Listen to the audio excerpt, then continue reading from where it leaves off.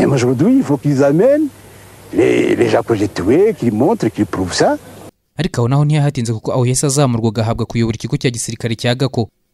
Ni inshingano yakoze kuva mu kwezi kwa gatandatu kugeza mu kwezi kwa 12 mu mwaka w'1966. Aho yahavuye ajya kuyobora ikigo cya gisirikare cy'Ibutare, aho yahamaze umwaka wose w'1967. Muri uyu mwaka mu kwezi kwa 4 nibwo yazamuwe ashyirwa ku ipeti rya Liyetona. Aha Ibutare naho yarahavanywe maze yoherezwa kuyobora ikigo cya gisirikare cya Cyangugu, aho yahamaze umwaka umwe n'igice. Ubwo byari bigeze mu mpera z'umwaka w'1969, noneho yavanywe Cyangugu agirwa umuyobozi w'ikigo cy'imyitozo cya Kanombe. Ayobora iki kigo cy'imyitozo nibwo mu mwaka w'1970 yagizwe kapiteni mu ngabo z'u Rwanda. Mu mwaka w'1972 noneho Bagosora yagizwe umuyobozi w'ingabo muri Kigali. Izi nshingano zimazeho umwaka umwe ahitagirwa umuyobozi mukuru wa military police mu mwaka w'1973, aho inshingano z'ibanze zirishaye mu gisirikare yoro kugenzura ikinyabupfura cy'abasirikare. Uyu mwanya wugumyeho kugeza mu mwaka w'1980. Kuri iyo tariki ya 4 z'ukwezi kwa 12 mu mwaka w'1991, aho iyi nama yaganiriye ku bintu byinshi, maze mu byemejwe niho hashyizweho iryo tsinda ry'abasirikare bakuru bari 10 biswe ubwonko bwa jenoside. Abo basirikare ni Colonel Theoneste Bagosora, Colonel Marcel Gatsinzi, Colonel Gendarme Ponsier Hakizimana, Colonel Felicien Mubiruka, Colonel Nsabimana Deogratias, Lieutenant Colonel Anatole Nsengiyumva, Major Bahufite Juvenal, Major Augustin Kiza, Major Gendarme Pierre Claver Karangwa na Major Aloys Ntabakuze. Abo rero bakoze akazi mu gihe kigera ku byumweru 2 barangije bashyikiriza raporo yabo Perezida Juvenal Habyarimana wari wahaye inshingano, aho bagaragaje ko umwanzi nimero ya mbere w'igihugu ari umututsi, haba uri imbere mu gihugu cyangwa uri hanze yacyo, kandi hakaba hari n'umwanzi nimero ya kabiri ari umuntu wese ufasha umututsi. Iyi komisiyo yagaragaje n'icyakorwa mu kurwanya uwo mututsi. Imigambi yose yagaragajwe n'iyi komisiyo yakoreshejwe mu gutegura jenoside yakorewe abatutsi, harimo gutunganya neza umugambi wa autodefense civile, ukaba ugamije guha abaturage intwaro bakicungira umutekano. Uyu mugambi ni watumye habaho interamwe n'impuzamugambi zatsembye abatutsi muri jenoside ku kigero cyo hejuru. Amazina y'abo basirikare bakuru bari bayobowe na Colonel Theoneste Bagosora, nta kabuza amaraso y'abatutsi ari ku biganza byabo. Ndetse ku bijyanye no kurwanya amasezerano n'amahoro ya Arusha, uyu Bagosora ashinze ishyirahamwe ryari rihuriyemo abasirikare bakuru bari bahuje iyo ntego nawe yo kurwanya amasezerano y'amahoro maze baryita Amasasu. Iri shyirahamwe Amasasu ryari riyobowe na Bagosora, akaba yari yise Mike Tango mu rwego rwo kuyobya uburari. Amasasu rikaba ryarashinzwe tariki ya 20 z'ukwezi kwa mbere mu mwaka w'1993, ndetse no kuri iyo tariki agatsiko k'abo basirikare kandi cyo Perezida Habyarimana akamenyesha ishingwa ry'iryo shyirahamwe, kanamubwira ko intego yaryo kwari gukomeza intambara na RPF inkotanyi no kwigizaho abatutsi. Ariko sha uzahora uvumba ibiganiro byacu utavuga, reba nk'umwanya uba umaze muri telefone. Mwese muvuga mufite ayahe makuru da? Reka mbabwire, ntimufite internet, nimusure Intsinzi TV, musobanukirwa amateka n'umuco w'igihugu cyacu, mwungura ubumenyi. Ntimuhave kandi mudakoze subscribe kugira ngo ayo makuru meza akomeze abagereho. Intsinzi TV, isoko y'inkuru zicukumbuye zica impuha. Tariki ya 25 z'ukwezi kwa 9 mu mwaka w'2021, mwisi yose inkuru yabaye kimomo ko umujenosideri ruharwa, umwicanyi utagira imbabazi, umucurabwenge wa jenoside yakorewe abatutsi, ko Colonel Theoneste Bagosora yari yapfuye. Ako kanya mu buryo buhambaye abanyarwanda benshi kwijanisha riri hejuru baciye ku mbuga nkoranyambaga bagaragaje amarangamutima kuri uyu mwicanyi amateka yasigaranye, kandi akazahora mubaza amaraso y'abatutsi batagira ingano yamennye. Benshi mu bamwanditseho wasangaga bagira bati sanga Sekibi wakoreye, batigenda watumurira utazima, abandi batigenda uture muri Gehinamu. Ariko hari n'abanditse ko babajwe rwose nuko apfa yatagarutse mu Rwanda ngo arebe u Rwanda yasenye aho rugeze rwiyubaka. Ukibona ubutumwa bwose bwanditswe ku rupfu rwa Colonel Theoneste Bagosora, ubona ko ari umwe mu bantu bateye agahinda abanyarwanda, atari abarokotse jenoside yakorewe abatutsi, ahubwo buri munyarwanda wese ufite umutima w'ubumuntu. Nta numwe wigeze ashyigikira Bagosora n'ibikorwa bye, kiritse bakomeje kugumana ingengabitekerezo ya jenoside kandi yababase. Ku rundi ruhande Colonel Theoneste Bagosora n'izina rizwi cyane rihujwe na jenoside yakorewe abatutsi, kuko ni gake wasanga inkuru ivuga ku itegurwa n'ishyirwa mu bikorwa rya jenoside yakorewe abatutsi ngo isige Colonel Theoneste Bagosora. Kuri bamwe niwe mucurabwenge wa jenoside uzi imbere y'abandi bose, kuko harabanditse bamwise Heinrich Himmler w'umunyarwanda. Himmler ni umunazi wayoboraga itsinda ry'abadage ry'abanazi rya Schutzstaffel cyangwa se SS rifatwa nk'ubwonko n'imashini ya jenoside yakorewe abayahudi ya Holocaust cyangwa se Shoah. Rero Bagosora agiranwa na Himmler kubera uruhare rwe muri Holocaust, bakagaragaza ko Bagosora na Himmler ari abantu bamwe mu bijyanye no gukora jenoside. Uyu Bagosora agaragaye mu migambi karundura gutsemba abatutsi kurusha undi wari we wese. Bagosora ashinjwa byinshi mu gutsemba abatutsi. uyu Bagosora niwe wari ukuriye akanama k'abasirikare bakuru kashyizweho na Perezida Habyarimana kiswe Cerveau di Genocide cyangwa se ubwonko bwa Jenoside, kagize uruhare rwihariye mu itegurwa rya Jenoside yakorewe Abatutsi. Uyu rero Theoneste Bagosora no tugiye kugarukaho byihariye, aho mu kiganiro cy'uyu munsi tugiye kuvuga byinshi mu byaranze ubuzima bwe kandi benshi batamumenyeho, ariko turaza no kwitsa ku ruhare rwe muri Jenoside yakorewe Abatutsi. Iyi ni Intsinzi TV. Iki kiganiro mugiye kumva kibateguriye n'Ibizimana Christian, naho ngiye kukibagezaho nitwereke Safari. Mbahaye ikaze. Uyu Bagosora Theoneste yavutse tariki ya 16 z'ukwezi kwa munani mu mwaka w'1941, avukira mu Cyahoze ari komine Giciye muri perefegitura ya Gisenyi, ubu ni mu karere ka Nyabihu mu ntara y'Uburengerazuba. Uyu kandi yari afite umuvandimwe umwe n'abashiki be bane. Uyu muvandimwe ni witwa Pasiteri Musabe, wabaye umuyobozi wa banki Abakar. Theoneste Bagosora ni umugabo wari warashatse afite umugore, ndetse bakaba baranabyaranye abana batari bake, kubera ko bari bafitanye abana 8. Gusa nk'uko bigaragara mu nyandiko ikubiyemo iby'urubanza rwe mu bubiko bw'urukiko mpuzamahanga mpanabyaha rwashyiriweho u Rwanda ruba i Arusha, yanditswe mu mwaka wa 2008, igaragaza ko umwe mu bana be yapfuye azize impanuka y'imodoka. Bagosora yabyirukiye mu Rwanda rwari mu bukoloni bw'Ababiligi, ariko aza kubasha kujya mu ishuri aho yize amashuri abanza n'undi mu gace yakomokagamo, ndetse aza no gukomereza amashuri yisumbuye mu iseminari nto ya Nyundo. Akirangiza amashuri yisumbuye yerekeza mu ishuri rya gisirikare bahisemo umwuga atyo. Igisirikare cyari mu mahitamo asumba yandi ku basore b'Abanyarwanda barimo babyiruka mu myaka y'1960, ubwo ni mu gihe u Rwanda rwarimo rusohoka mu bukoloni, kuko abasore benshi bo muri icyo gihe cy'iby'umwihariko abavukaga mu majyaruguru y'igihugu babibonagamo amahirwe akomeye yo kubona inzira yo kubaho. Rero uyu Bagosora yinjiye mu ishuri ya gisirikare mu mwaka w'1962, ubwo yari afite imyaka 21 y'amavuko. Nta handi yerekeje uretse kujya kwiga mu ishuri ry'abofisiye bakuru i Kigali, École d'Officiers de Kigali, nyuma ryaje kwitwa École Supérieure Militaire cyangwa se SM. Aha rero yarangije mu mwaka w'1964 afite ipeti rya Suriyetona. Akirangiza ishuri hese yoherezwa gukora ku kibuye nk'umuyobozi w'itsinda ry'abasirikare, ni mu matsinda yakoreraga muri ako gace, Platoon Commander. Ariko aho ntihatinze kuko hese yimurirwa i Nyanza, ndetse nyuma za no kujyanwa i Butare. Mu mwaka w'1965 yahawe kujya mu mahugurwa ya gisirikare mu Bubiligi, maze avayo mu mwaka w'1966 ahita yoherezwa gukorera mu Ruhengeri. Ariko aho naho ntihatinze kuko aho yese azamurwa gahabwa kuyobora ikigo cya gisirikare cya Gako. Ni inshingano yakoze kuva mu kwezi kwa gatandatu kugeza mu kwezi kwa 12 mu mwaka w'1966, aho yahavuye ajya kuyobora ikigo cya gisirikare cy'i Butare, aho yahamaze umwaka wose w'1967. Muri uyu mwaka mu kwezi kwa 4 nibwo yazamuwe ashyirwa ku ipeti rya Liyetona. Aha i Butare naho yarahavanywe maze yoherezwa kuyobora ikigo cya gisirikare cya Cyangugu, aho yahamaze umwaka umwe n'igice. Ubwo byari bigeze mu mpera z'umwaka w'1969, noneho yavanywe Cyangugu agirwa umuyobozi w'ikigo cy'imyitozo cya Kanombe. Ayobora iki kigo cy'imyitozo nibwo mu mwaka w'1970 yagizwe kapiteni mu ngabo z'u Rwanda. Mu mwaka w'1972 noneho Bagosora yagizwe umuyobozi w'ingabo muri Kigali. Izi nshingano zimazeho umwaka umwe ahita agirwa umuyobozi mukuru wa Military Police mu mwaka w'1973, aho inshingano z'ibanze zirishami mu gisirikare yoro kugenzura ikinyabupfura cy'abasirikare. Uyu mwanya wugumyeho kugeza mu mwaka w'1980. Gusa nanone mu mwaka w'1973 Theoneste Bagosora yashyigikiye bikomeye mwene wabo bakomokaga hamwe mu Bushiru ku Gisenyi, ariwe General Major Juvenal Habyarimana mu migambi yo guhirika ubutegetsi. Ni kudeta yakozwe tariki ya 5 z'ukwezi kwa 7 mu mwaka w'1973, ubwo Habyarimana afashijwe n'abasirikare bakuru 10 nawe wa 11 bise inshuti zo wa 5 Nyakanga bahirika ku butegetsi Perezida Kayibanda Gregoire. Ubwo kuva icyo gihe rero ubutegetsi bwese bujya mu maboko y'abitaga abahutu b'abakiga mu majyaruguru, maze Bagosora nawe atangira gukomera buhoro buhoro. Hagati aho mu gihe yayoboraga ishami rya Military Police, Bagosora azamuye mu ntera mu mapeti. Ubwo mu mwaka w'1977 yagirwaga majoro.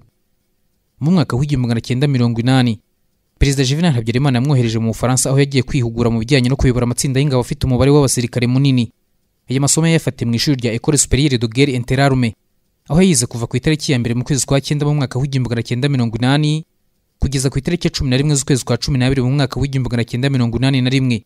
Ayirangije hese akomereza mu ishuri rya Institut de Haute Étude de Défense Nationale, aho yaharangije tariki ya 7 z'ukwezi kwa 5 mu mwaka w'1982.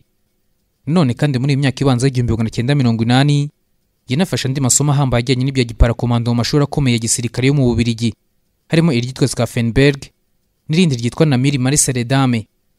Mu kwezi kwa 10 mu mwaka w'1981 yazamuye mu mapeti ya gisirikare agirwa umuriyetona koloneli, ndetse mu mwaka w'1982 anahindurirwa inshingano avanwa ku kuyobora ishami rya Military Police agirwa umuyobozi w'ishami rya Seridoke. aho yari afite inshingano zo gusesengura amakuru y'ubutasi yabaga yatanzwe n'abayobozi bakuru b'ingabo bayashyikiriza minisitiri w'ingabo. Icyo gihe minisitiri w'ingabo yari perezida Juvenal Habyarimana ubwe. Ntabwo uyu mwanya yawutinze kuko yahise agirwa umuyobozi wungirije w'ishami rikuru rya gisirikare Ecole Supérieure Militaire SM. Ni inshingano yakoze imyaka 2 kugeza mu mwaka w'1985. Nanone kuva muri uyu mwaka w'1985 kugeza mu mwaka w'1988 Bagosora yahise agarurwa kuyobora rya shami rya Seridoke n'ubundi yayoboragamo mbere yo kujya muri SM. Aha rero yahavuye ajya kuyobora ikigo cya gisirikare cya Kanombe mu kwezi kwa gatandatu k'umwaka w'1988 nyuma y'amezi 2 gusa y'urupfu rw'uwayoboraga iki kigo Colonel Stanislas Mayuya wishwe n'umusirikare w'umuserija witwaga Birori hari tariki ya 19 z'ukwezi kwa kane mu mwaka w'1988. Bagosora kigera hahindutse igikomerezwa bitavugwa kuko iki kigo cyari ikicaro cy'ingabo z'u Rwanda icyo gihe fari muri Kigali kandi kikaba cyari cya kabiri nyuma y'ibiro bikuru Etat Major byabaga muri kan Kigali. Uretse nibaha muri Kanombe niho habaga imitwe ikomeye mu gisirikare cy'u Rwanda yari irimo abaparakomando n'undi witwaga Light Anti-Aircraft Battalion ukaba wari wihariye mu byo mu ntambara zo mu kirere.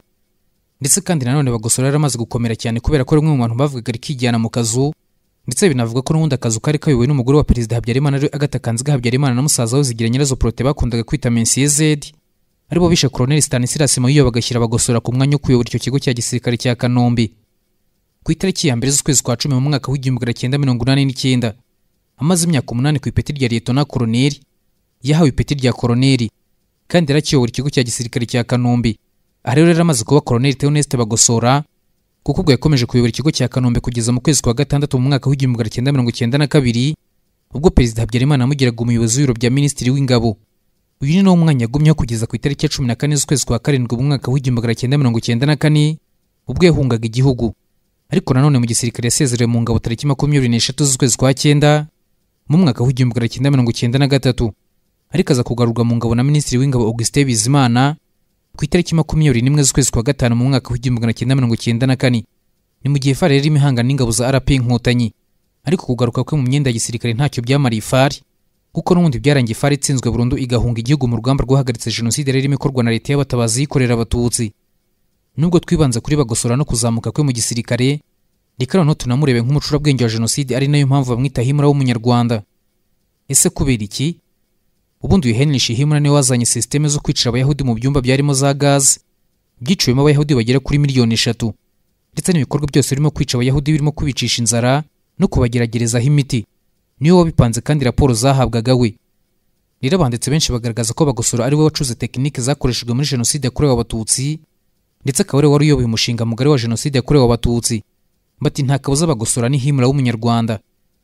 Mu mwaka w'1989 ubwo yaramaze kugirwa Colonel ndetse anayobora ikigo cya gisirikare cya Kanombe, yari arimo agira mu bushorishori bwo gukomera kwe kuko icyo gihe ari umuntu ukomeye mu rugo rwa perezida Habyarimana, akaba ari umuntu wa hafi cyane y'umuryango wa perezida kubera ko rumwe mu bategetsi bavugaga hamwe na perezida Habyarimana kandi rwose yari umwizerwa. Ibyo kandi byaniyongeragaho ingengabitekerezo zo kwanga abatutsi. Bagosora yarakuranye atigeze anihishiraho kuko kuva ari umunyeshuri mu seminari yo ku Nyundo birazwi ko yangaga abatutsi urunuka nk'uko bamwe mu biganye nawe babigarukaho kenshi. Ariko ibintu byafashe intera ndetse birushaho kwigaragaza aho ingabo za RP Inkotanyi zitangirije urugamba rwo kwibohora, ariko na mbere yaho Colonel Theoneste Bagosora yagiye agaragara mu bikorwa byo kwiba urwango n'ingengabitekerezo ya jenoside, kandi henshi yahatumwaga na perezida Juvenal Habyarimana amwizeraga bitavugwa. Nk'ubwo mu mpera z'umwaka w'1989 n'intangiriro z'umwaka w'1990 igihe leta Habyarimana ari ku gitutu cyo guhindura ibintu izonzwe n'ibinyamakuru bya kinyamateka na Kanguka, Colonel Theoneste Bagosora yagize uruhare rukomeye mu gushinga ikindi kinyamakuru cyamenyekanye mu gukwirakwiza ingengabitekerezo ya jenoside cya Kangura cyahise gihabwa Ngeze Hasani. Abanditsi benshi barimo Dr Bizimana Jean Damascene ndetse na Jean Pierre Chrétien babigarutse ko uyu Bagosora na mugenzi we Lieutenant Colonel Nsengiyumva Anatole ko bari mu gatsiko kari kayobowe na Nahimana Ferdinand katekereje gushyiraho Kangura ndetse kanatekereza kuyishinga Ngeze Hasani ngo ayibere umuyobozi. Kandi abo basirikare bakuru barimo Bagosora nibo bahaga Kangura amafaranga yo gukoresha ndetse no kwandika inkuru zayo. Iyi Kangura niyo mu kwezi kwa 12 mu mwaka w'1990 mu nimero yayo 6 ku ipaji ya 8 yasohoye amategeko 10 y'abahutu yabaye inyandiko izimbere y'izindi zose mu kwigisha no gukwirakwiza ingengabitekerezo ya jenoside. Nanone Colonel Theoneste Bagosora niwe wagizwe umuyobozi mukuru w'itsinda ry'abasirikare bakuru bahawe inshingano na perezida Juvenal Habyarimana tariki ya 4 z'ukwezi kwa 12 mu mwaka w'1991 kugira ngo bigire hamwe umwanzi w'igihugu wari we n'uburyo yanishwa karwanwa burundu, haba mu rwego rw'intambara, urwa politiki n'urw'itangazamakuru. iri tsinda niryo nababwiye ryiswe ubwonko bwa jenoside yakorewe abatutsi, le cerveau du génocide.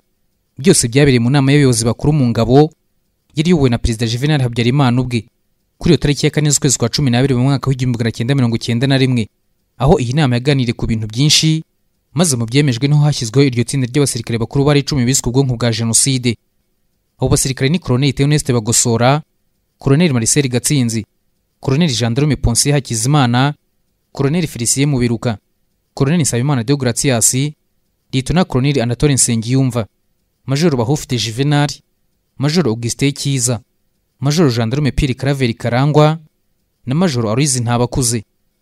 Abo rero bakoze akazi mu gihe kigera ku byumweru 2 barangije bashyikiriza raporo yabo Perezida Juvenal Habyarimana wari wahaye inshingano, aho bagaragaje ko umwanzi nimero ya mbere w'igihugu ari umututsi, haba uri imbere mu gihugu cyangwa uri hanze yacyo, kandi hakaba hari n'umwanzi nimero ya kabiri ari umuntu wese ufasha umututsi. Iyi komisiyo yagaragaje n'icyakorwa mu kurwanya uwo mututsi. Imigambi yose yagaragajwe n'iyi komisiyo yakoreshejwe mu gutegura jenoside yakorewe abatutsi, harimo gutunganya neza umugambi wa autodefense civile, ukaba wari ugamije guha abaturage intwaro bakicungira umutekano. Uyu mugambi niwo watumye habaho interahamwe n'impuzamugambi zatsembye abatutsi muri jenoside ku kigero cyo hejuru. Nanone kandi iyi komisiyo yatanze igitekerezo cyo gushyiraho ibinyamakuru byinshi birwanya umwanzi, aha niho inama zo gushinga ibinyamakuru nka RTLM yabaye umuyoboro n'igikoresho kiruta ibindi mu guhamagarira abahutu gutsemba abatutsi muri jenoside zaturutse. Amazina y'abo basirikare bakuru bari bayobowe na Colonel Theoneste Bagosora, nta kabuza amaraso y'abatutsi ari ku biganza byabo, kuko kwita umututsi ko ari umwanzi bikigishwa hose guturuka ku gisirikare kugera ku baturage bo hasi b'abahinzi ni igitekerezo cy'aba bantu. Ariko nanone Bagosora nk'uwo wayoboye afite uruhare rwihariye mu kurema ingengabitekerezo ya jenoside yagendeweho hatsembwa abatutsi kuva ku bibondo kugeza ku basaza rukukuri.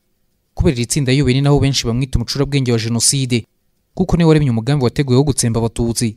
Ibyo kandi bikoze akiyobora ikigo cya gisirikare cya Kanombe, amaze kugirwa umuyobozi w'ibiro bya Minisitiri w'Ingabo kuva mu kwezi kwa 6 mu mwaka w'1992. Noneho yatangiye gushyira mu bikorwa ibitekerezo byose yari yaremye kimwe ku kindi, maze ahindura ingabo za FARA bicanye ruharwa. Kuva intambara yo kubohora igihugu yatangira mu mwaka w'1990, Bagosora yongereye umuvuduko mu guheza inguni adashaka ko leta y'u Rwanda yagirana imishyikirano iyo ari yo yose na RP Inkotanyi, kuko Bagosora asa n'uwari uhagarariye abandi bose mu kwigisha, gukwirakwiza no kwimakaza ingengabitekerezo ya Hutu Power, yuko ibyiza byose by'igihugu ari iby'abahutu, naho abatutsi nabo kwicwa bagatsembwaho burundu, ko aribo kibazo u Rwanda rwari rufite.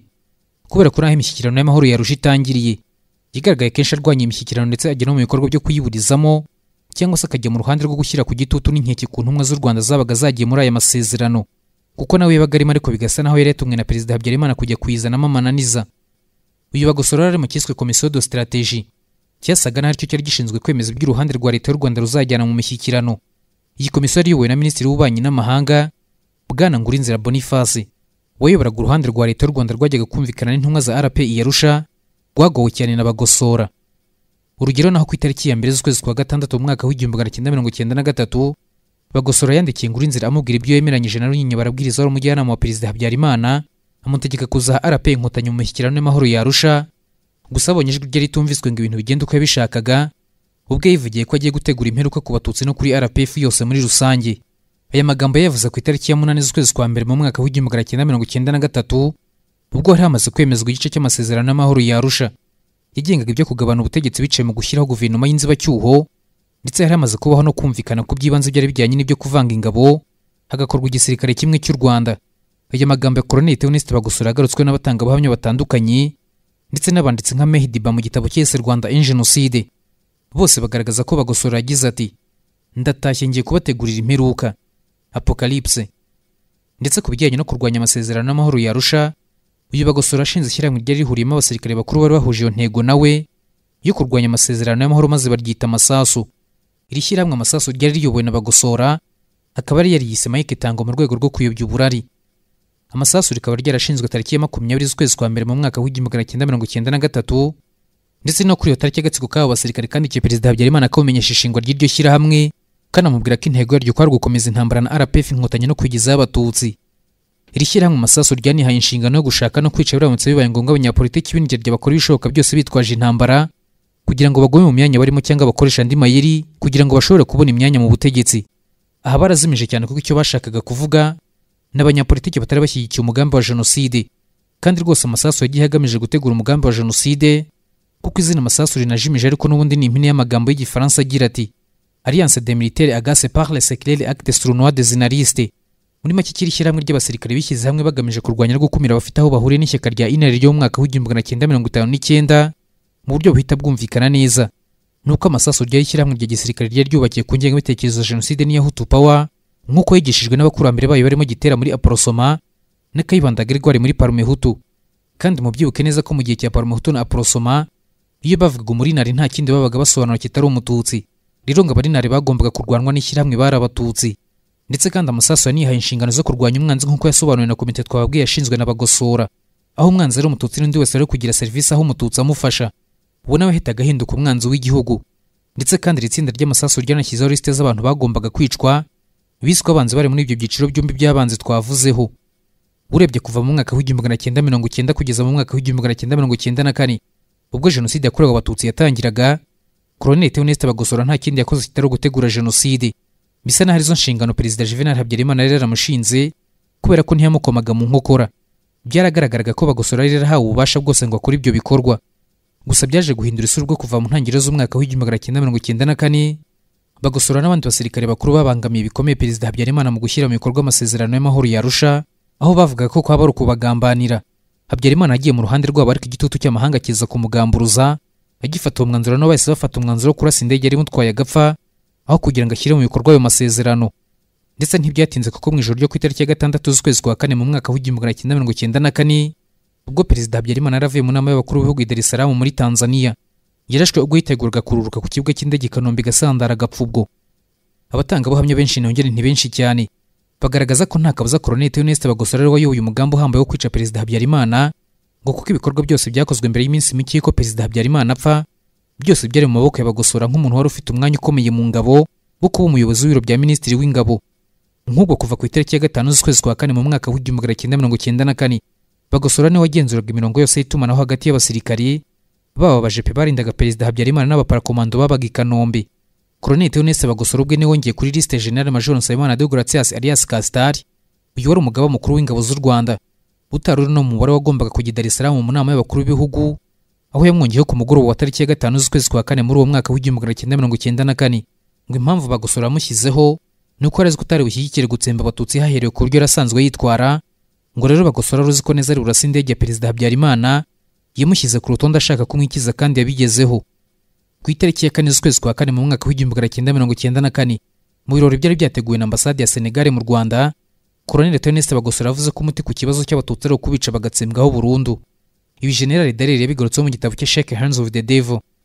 Naho General Major Munyakazirora we mu buhamya bwe yatanze mu rubanza rwe mu rukiko rwa gisirikare hari tariki ya 11 z'ukwezi kwa 9 mu mwaka w'2006 yongeyeho ko Bagosora yavuze ko Perezida Habyarimana najya Dar es Salaam azicwa.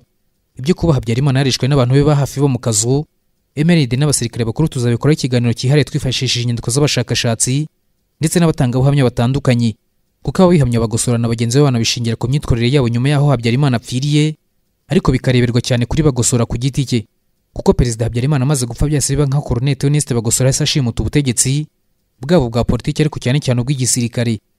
Indege Falcon 50 yarashwe mu masaha yagira saa 2:30 z'ijoro tariki ya 6 z'ukwezi kwa 4 mu mwaka w'1994 ikiraswa muri ako kanya Bagosora ashyiraho akanama yise Comité de Crise, kakaba kari gakuriwe nawe kandi kari kagizwe n'abasirikare b'abaheza nguni nka we batemeraga amasezerano yarusha kandi bari biteguye gutsemba abatutsi. Muri ako kanya ingabo z'u Rwanda za leta FAR haba abasirikare n'abajandarume ubuyobozi bwabo bwari mu maboko ya Bagosora nk'uwari umuyobozi w'ibiro bya Minisitiri w'Ingabo, kuko icyo gihe Habyarimana apfa na Minisitiri w'Ingabo Augustin Bizimana ntiyari mu Rwanda ari muri Cameroon. Benshi bati mbega uruhurirane rwo kuba umugaba w'ikirenga w'ingabo z'u Rwanda Perezida Habyarimana yarapfuye na Minisitiri w'Ingabo adahari, maze ubuyobozi bwabo bw'agateganyo bugasigara mu maboko ya Bagosora. Abandi batirika nta mpurirane, ahubwo ni ibintu byateguwe kandi bipangwa neza kugira ngo Bagosora azice Habyarimana na Minisitiri w'Ingabo adahari kugira ngo ahite atangiza umugambi wa jenoside. Ako kanya mu masaa 3 z'ijoro indege Habyarimana imaze kuraswa ku birindiro by'ingabo za FAR muri Etat Major yabaga ku kigo cya gisirikare cya Kigali, Bagosora yahise atumiza inama ya Comité de Crise yese y'inshingano zo kuyobora igihugu nkaho guverinoma ya Madame Uwiringiyimana Agathe itari ihari. Mu masaha 4 z'ijoro iyi Comité de Crise ari yowe na Bagosora hamagaje General Dallaire mu nama, maze ajyana n'uwari umwungirije Major Brent Bledisri bajya mu nama. Mu gitabo cye General Dallaire yabigorotse ko muri iyo nama yasanze Bagosora ari uyoboye kandi ari nawe ufata ibyemezo. Muri iyi nama Dallaire yabwiye Bagosora ko ubutegetsi bwagombaga kujya mu maboko ya Agathe Uwiringiyimana wari minisitiri w'intebe, ariko Bagosora arabyanga ndetse na nyuma yaho saa 8 z'ijoro bagiye mu rugo rwa Jacques Roger Bubu guhura nawe. Uyu Jacques Roger Bubu yari intumwa y'umunyamabanga mukuru w'umuryango w'abibumbye mu Rwanda, nawe wasabye Bagosora gushyira ubutegetsi mu maboko ya minisitiri w'intebe Madamu Agathe Uwiringiyimana, ariko nanone Bagosora arongera arabyanga. Nyuma yo kuva kubonana na Jacques Roger Bubu, Bagosora yagarutse muri Kigali maze asinya ku itangazo ryagombaga gusomwa kuri radiyo rimenyesha urupfu rwa Perezida General Major Juvenal Habyarimana. Muri ako kanya byari byageze ku itariki ya 7 z'ukwezi kwa 4 mu mwaka w'1994, ubwo noneho bwenda gucya Bagosora agiye kubonana n'abayobozi b'ishyaka ryari ku butegetsi rya MRND ndetse n'abaminisitiri bayo bari muri guverinoma mu kunoza ishyirwa mu bikorwa ry'umugambi wa jenoside. Ku rundi ruhande, minisitiri w'intebe Uwiringiyimana Agathe utaruzi imipango ya Bagosora wiyumvaga agomba gutangariza abaturage ko bagomba gutuza bagakomeza kuba umwe nubwo perezida wabo yari yapfuye. Nyamara icyo nicyo Bagosora atashakaga. Mu nzira nk'iyo ngiyo Madamu Agathe Uwiringiyimana yasabye Dallaire kumuha abasirikare ba Mintwari bari kumucungira umutekano, akajya kuri radiyo guhumuriza abaturage. Abo basirikare 11 ba Mintwari bageze ku rugo rwa Agathe Uwiringiyimana mu saa 11 za mu gitondo, ariko mu kanya gato Bagosora yahaye amabwiriza abasirikare by'umwihariko abajepe ndetse n'abaparakomando yo kwica abategetsi bose batari bashyigikiye umugambi wa jenoside, barimo Uwiringiyimana Agathe wishwe atarajya kuri radiyo nk'uko yabiteganyaga. Ndetse mu icwa ryihanishwa abasirikare 10 b'Ababiligi biciwe muri Kigali, hicwa n'abandi banyapolitiki barimo Kavaruganda Joseph, Randuwari Ndasingwa, Faustin Rucogoza, Nzamurambaho Frederico n'abandi batandukanye.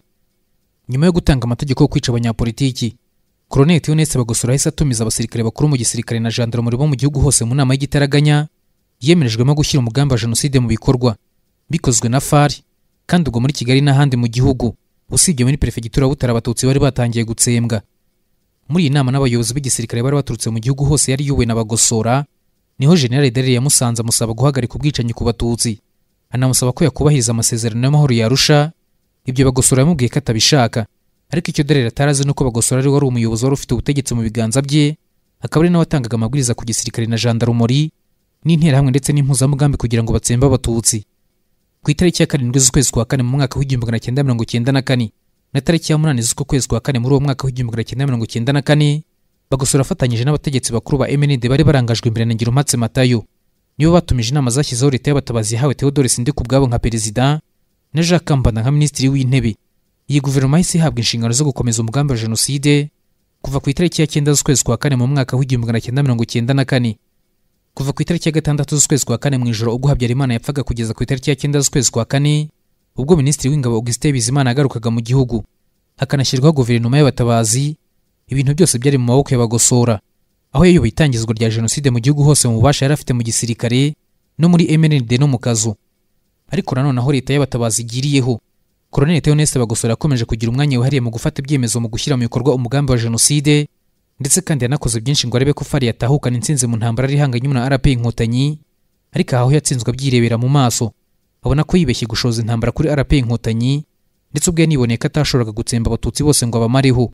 Ibiro nibyo byarangiye atsindanywe n'ingabo ze zose zari zihuje n'interahamwe ndetse n'impuzamugambi, ndetse n'abaturage benshi bari barabaswe n'ingengabitekerezo ya jenoside yari ishingiye kuri Hutu Power. Ku itariki ya 14 z'ukwezi kwa 7 mu mwaka w'1994, afashijwe n'ingabo z'Abafaransa, Colonel Theoneste Bagosora mu isoni n'ikimwaro cyinshi bivanze no kumirwa ndetse no kutumva ibyarimo bimubaho neza, yahunze u Rwanda yerekeza muri Repubulika Iharanira Demokarasi ya Kongo yari Zaire icyo gihe, aho yavuye nyuma yerekeza muri Cameroon. Aha muri Cameroon Bagosora hakoreye ibikorwa bitandukanye byarimo byo guhakana no gupfobya jenoside yakorewe abatutsi, byari bihagarariwe n'ishyaka rya LDR ryari riyobowe na Nahimana Firidina aha muri Cameroon. Kandi aha muri Cameroon hari harahungiye abandi ba genosideri bakomeye barimo Semanza Laurent, Jean Bosco Barayagwiza, Colonel Felicien Muberuka n'abandi batandukanye. Aha rero muri Cameroon mu mujyi wa Yaounde ni naho Colonel Theoneste Bagosora afatiwe tariki ya 9 z'ukwezi kwa 3 mu mwaka w'1996, aho yahise yoherezwa ku rukiko mpuzamahanga mpanabyaha rwashyiriweho u Rwanda, aho yaje no kuburanishwa mu rubanza rwitiriwe rw'abasirikari, aho kandi yari kumwe na Lieutenant Colonel Anatole Nsengiyumva, General Gracie Kabirigi na Major Aloys Ntabakuze. Mu mwaka w'2008 urugereko rw'iremezo rwamuhamije ibyaha bya jenoside, ibyo gukangurira abahutu gutsemba abatutsi, ibyaha by'intambara, ibyo gufata ku ngufu ndetse n'ibyibasiye inyoko muntu, maze akatirwa igihano cyo gufungwa burundu hari tariki ya 18 z'ukwezi kwa 12 mu mwaka w'2008 arikaza kujurira. Urugereko rw'ubujurire rwongeye kuburanisha urubanza birangira tariki ya 14 z'ukwezi kwa 12 mu mwaka w'2011, igihano kigabanyijwe kigezwa ku myaka 35 y'igifungo, maze mu mwaka w'2012 ahita yoherezwa muri Mali kuba ari hafungirwa kugeza apfuye tariki 25 z'ukwezi kwa 9 mu mwaka wa 2021. Gusa ku rundi ruhande kugabanyirizwa igihano kwa Bagosora byatumye mu isi yose abantu bongera kwibaza ku bushobozi bw'ubutabera mpuzamahanga, aho benshi babigaragaje nk'igisebo ku butabera mpuzamahanga, ngo kuko bisa naho kugabanya igihano cya Bagosora ari ugutesha agaciro uburemere bw'uruhare yagize mu itegurwa n'ishyirwa mu bikorwa rya jenoside yakorewe Abatutsi. Ku rundi ruhande ariko ngo urubanza rwa Bagosora n'abandi basirikare bareganywe rwagize akamaro gakomeye kubera ingano y'amakuru yatanzwe mu iburanishwa ryabo mu rukiko mpuzamahanga mpanabyaha rwashyiriweho u Rwanda, kuko uru rubanza rwaburanishijwe mu minsi 408 rukakirwamo abatangabuhamya 243, ngo rwatanze amakuru menshi ku itegurwa n'ishyirwa mu bikorwa rya jenoside yakorewe Abatutsi. Nsoza iki kiganiro twagarutseho byihariye ku buzima bwa Colonel Theoneste Bagosora, kwari kugaragaza ibyo benshi batamumenyeho by'umwihariko mu buzima bwe bwihariye ndetse n'uruhare rwe mu itegurwa n'ishyirwa mu bikorwa rya jenoside yakorewe Abatutsi. Aha rero nsoreje iki kiganiro nshimira mwese twabanyasigaye naho utaha mu bindi biganiro byacu. Iyi ni Intsinzi TV, uwategura iki kiganiro mwakurikiraga ni Bizimana Christian, nogeye ukibagezagaho nitwe Eric Safari. Mwakoze cyane, Imana ibarinde.